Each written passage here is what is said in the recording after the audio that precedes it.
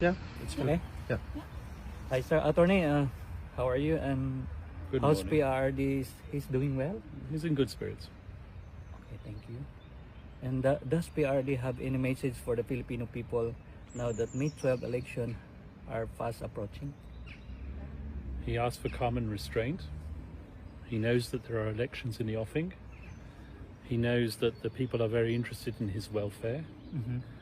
And he also knows that there is a tendency, perhaps, for people to get excited Yeah. and not to respect the judicial process. He insists that the judicial process be respected, that there be no interference in that at all.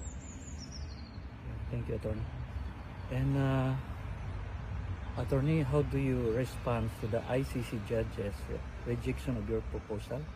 Do you believe it undermines the rights of the accused in any way? Well, this whole thing about the judges rejecting my proposal, that never happened. All that happened was that there were two activist victims representatives by the names of Joel Butian and Christina Conti, who made all sorts of assertions in the press that I had asked to restrict victims' participation in the process by limiting the ID documents that could be used. That never happened. All I was doing was I was relying on what the Philippines social security system requires for ID to be verified in the Philippines.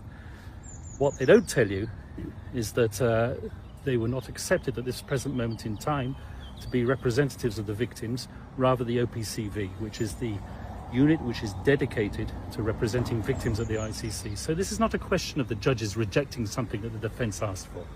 This is a response that the defence made to the VPRS, which is the internal court unit which is responsible for assessing victims' applications. That's all we did. We made observations. We didn't make a request which was rejected. That's a big lie. Yeah. So do you think the ICC sets dangerous precedent by relaxing documentary requirements, particularly in highly politicized cases like this?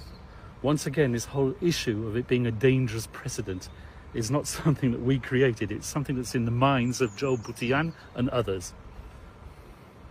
Thank you, Attorney. And lastly, Attorney, what is your message to the Filipino people closely watching the process unfold? Respect the judicial process, respect the judges, and respect former President Duterte's right to a fair trial. Thank you, sir. Thank you. Thank you so much. Attorney, can I ask another one? Sir, may we ask if you have already applied for PRD's interim release? Once again, I'm not going to comment on the chronology of that request. There will be a request for interim release in due course, but as I said many times before, certain conditions have to